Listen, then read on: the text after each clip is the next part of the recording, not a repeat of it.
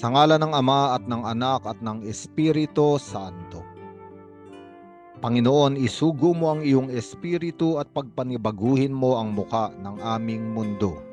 Ang mabuting balita sa araw na ito ay mula kay San Lucas, Kapitulo 14, versikulo 1 at versikulo 7 hanggang 14. Ang ebanghelyong ito ay isang sitwasyon kung saan ang Panginoong Yesus ay inanyayahan ng isang pinuno ng mga Pariseyo sa kanyang bahay upang kumain, ngunit ang totoong layunin ay bantayan ng mabuti ang ikinikilos ng Panginoon upang magkaroon sila ng katibayan kung paano siya uusigin. At sa gitna ng hapagkainan at ng pagdiriwang ng oras na yon, napansin ni Jesus na napakaraming mga panauhin ang nag-uunahan sa mga upuang pandangal, mga unahang upuan, mga upuan ng mga taong malalaki at matataas ang katayuan. Kaya't sinabi ni Jesus ang isang talinghaga, kapag inanyayahan ka sa isang kasalan, huwag kang uupo agad sa upuang pandangal, baka may inanyayahang mas marangal kaysa sa iyo.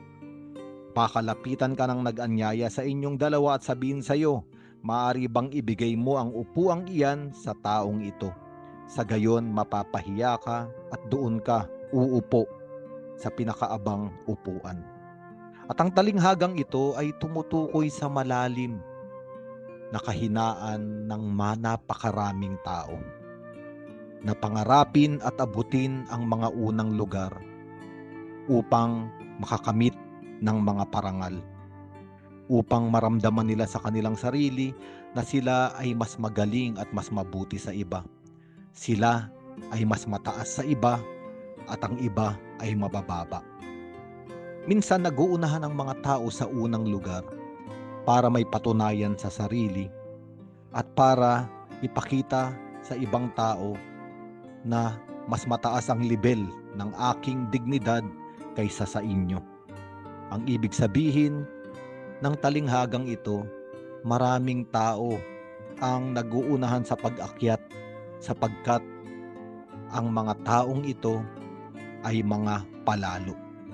Ang isang taong palalo ay nag-iisip na ang kanyang sarili ay mas karapat-dapat. Ang iba ay hindi karapat-dapat. Sila ay mga tungtungan lamang o hagdang apakan para marating niya ang mataas na lugar na kanyang inaasam. At ito ay isang malungkot na katotohanan.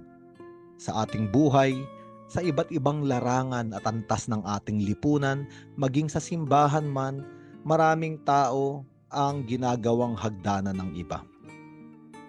Ang masakit pa na katotohanan ay kailangang sirain at wasakin ng kapwa upang maging tuntungang mga bato para maiangat ang sarili. Kailangang sabihin na masama ang iba upang ipangalandakan na siya ang mabuti. Kailangang ipakita na mangmangang iba upang ipangalandakan ang kanyang sariling katalinuhan. Ngunit ang talinghagang ibinigay ng ating Panginoong Jesucristo ay paanyaya sa kababaang loob. Ang isang taong mababa ang kalooban ay salungat sa isang taong palalo. Ang isang taong mababa ang kalooban daw ay hindi agad umuupo sa upuang pandangal. Andoon siya sa mababang upuan. At kadalasan, sabi ng Panginoon, ang may-ari ng bahay o ang nag-anyaya sa pagdiriwang ay lalapitan itong taong may mababang loob at siya ay aanyayahan sa upuang pangdangal.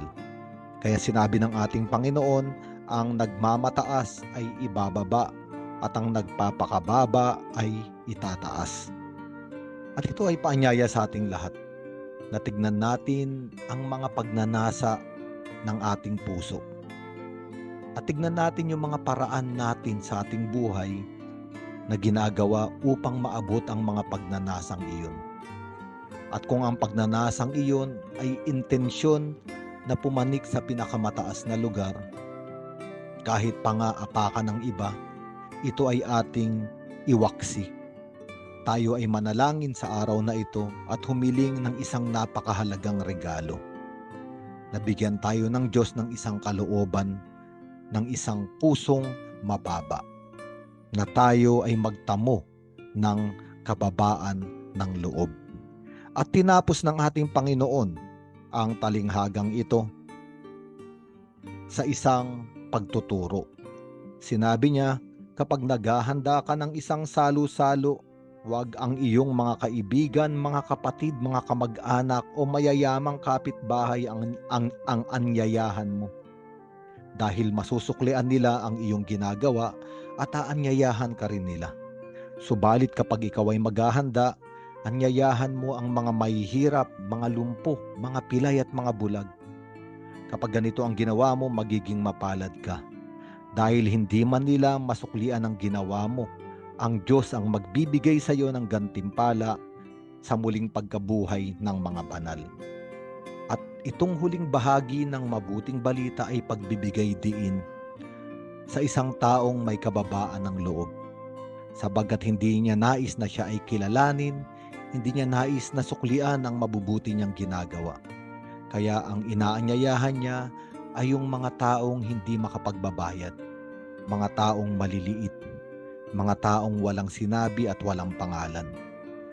At kung ang intensyon ng taong ito ay paligayahin at anyayahan sa pagdiriwang ang maliliit, sabi ng ating Panginoong Hesukristo, ang gantimpala ay hindi isang gantimpalang makalupa, kung hindi isang gantimpalang makalangit, ang buhay na walang hanggan. Sa madaling salita, ito ang sinasabi ng ating Panginoong Hesukristo na mag-ipon ng kayamanan sa langit. Sapagkat ginamit mo ang iyong sariling kakayanan, ang iyong sariling kayamanan ng mga material na bagay dito sa lupa para tulungan at bigyan ng kaligayahan ng mga dukha. Nag-iipon ka ng kayamanan sa langit. At ang gantimpala ng kayamanan sa langit ay ang buhay na walang hanggan na dapat nating asamin. Kaya nga ang buong ebanghelyong ito ay tayo ay binibigyan ng isang mahalagang mensahe. Huwag nating asamin ang matataas na lugar, mga upuang pandangal na makalupa at makasanlibutan. Ang ating asamin ay magkaroon ng puwang sa kaharian ng Diyos sa langit, na magkaroon ng puwang sa buhay na walang hanggan. Sa ngalan ng Ama at ng Anak at ng Espiritu Santo.